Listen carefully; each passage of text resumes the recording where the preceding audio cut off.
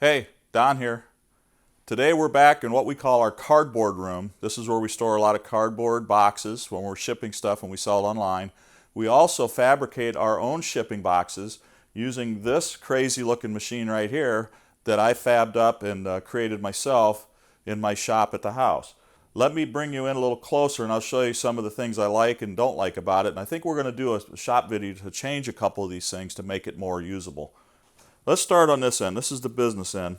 So what I did is I had an old computer power supply that fed me the 12 volts I needed because I used the motor to spin this is a windshield washer motor. So high torque, really does the job great. But if you notice, I've got some switches here. So I've got the power switch here that'll make it spin. The bottom one spins. Okay. And then I've got a low and a high speed, just like on your windshield wipers. So I can kick that up to a high speed. It's a little bit tough to keep it straight, so I keep it on low. And since it is a DC motor, if I need it to get stuck, I can put it in reverse too. But normally it just sits in low mode, forward, and I turn the power on. So now let's take a look at what I did. I created a framework. And let's go over by one of the dies I made. All right. So we have 4 dies. And if you look close, you can see I milled on my lathe this die with a point that sticks out in the middle. And if you can kind of see back in there is a set screw. So all of these have set screws. The bottom ones attach right to the rotating pipe. And this is nothing more than just a 3/4 inch I just use gas pipe so I could, if I had to weld. This is how I fabbed it up. And then I found some big ball bearings, which just is something to press against when the cardboard gets run through here. And on this side, I've got a piece of aluminum angle. This is my guide, so I stick the cardboard in. You'll see that. I'll use it here in a little bit. I keep everything lined up with that. So a couple things that I want to modify. Oh, and over here on both sides, I've got a way to push down on the pipe to apply more tension between the rollers and the dies. And I've got one over here too. But a couple things that I want to change. First of all are these collars. Okay, these collars come loose. This just sits in there and rotates freely. And these collars kind of hold it together. Well, as you'll see in the video that I'm building a box for sending out 2 round base mic stands.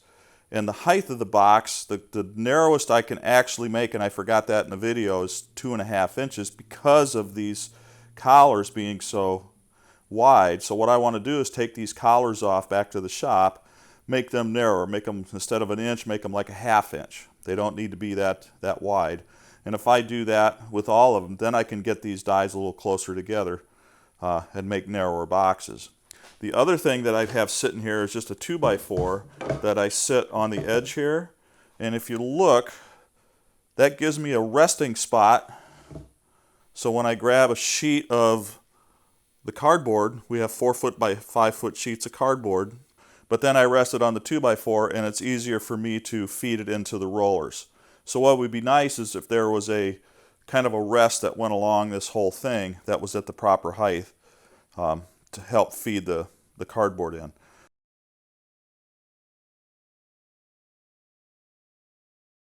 Okay, so first thing I got to do, there we go. So I just have to turn it on until I get access to the set screws. And what we have to do is we can loosen up the tension over here on each side and then set the side of the box, which needs to be a little over 2 inches. So let's go 2 1/4.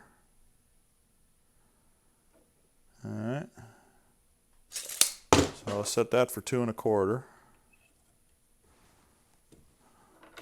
Go ahead and get this bearing on top. That's just something to press against so it creases.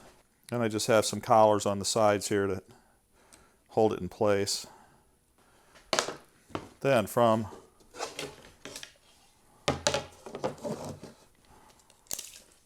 From here to the next one, we set it up, it's 12 inches.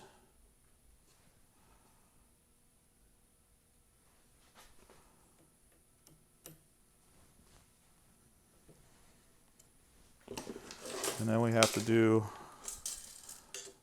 the 2 1/4 again.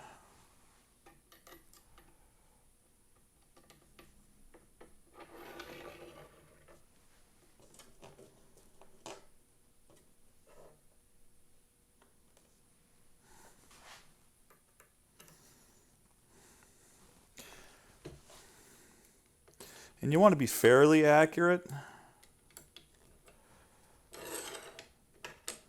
Oh, that's something that...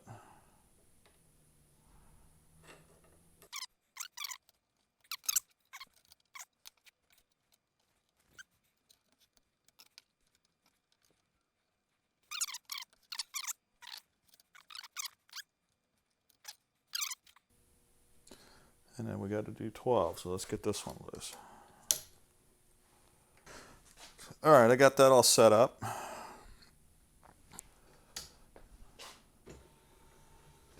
Okay.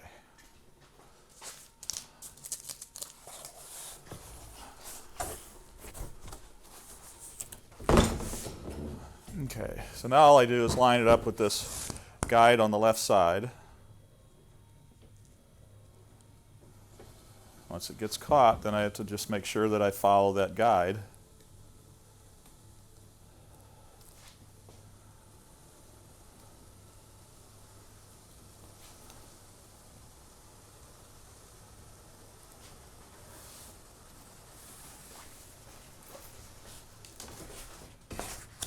Okay, so here, let's bring it over here. Can you see the creases in the cardboard? So that's how that works. Let me set this over here.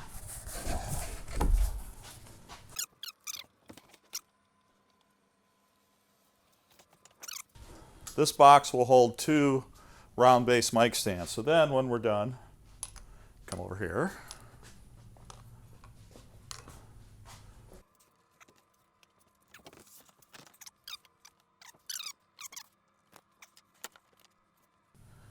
All right.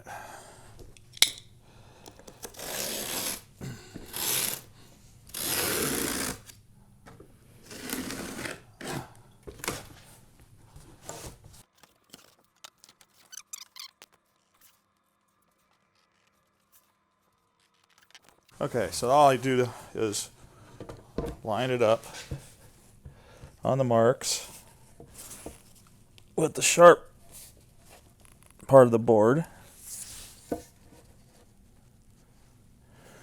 And just like that. Put a crease in.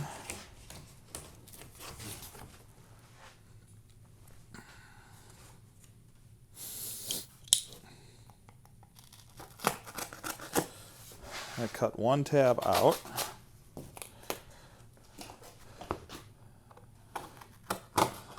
Cut those. And that.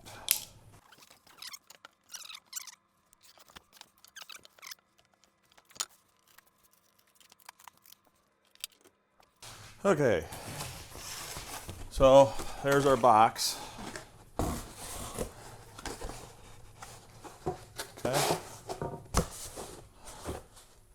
Now, we get to glue it all together. I have a little card over here you can't see, but it just has a hot glue gun on it. So that's how we get started. So this is just a little template to help us keep it in line. So I'm hoping you can see that. So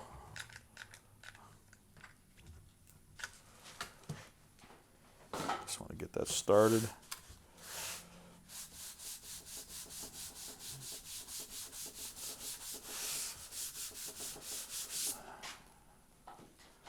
All right.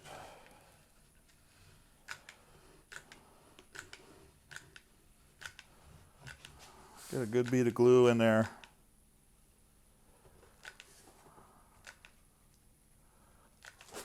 Oh, come on. Being a pain. It's cold out here, so I turn the hot glue gun up on high.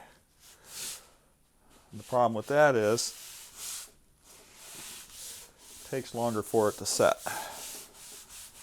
But we got it. We'll let it sit here for a while and cool off. Then, since I'm picky about stuff, I take the edge of my knife and I kind of smash down the edges of the cardboard so it's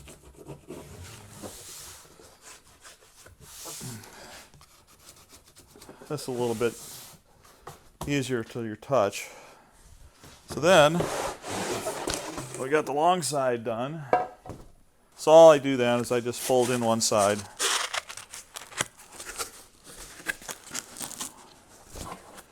And then glue that.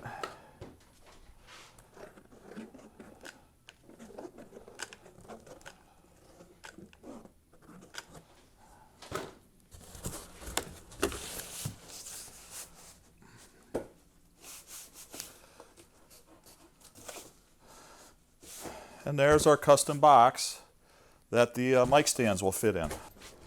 Okay, so with mic stands, when we send those out,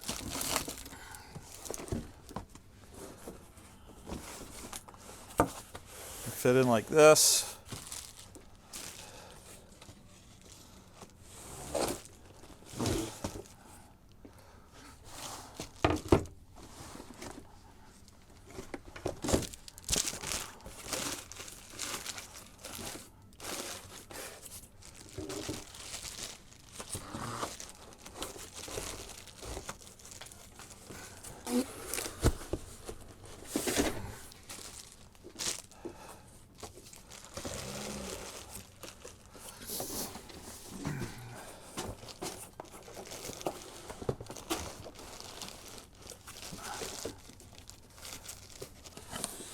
And then we close it up and tape it. And there's a little room left in there for her to put an invoice. So there's Custom Box 101. Okay, just wanted to show you guys that. Can you still see me? We'll see you next time. Thanks for watching our video. You can watch another one. They're right there. Just click on them.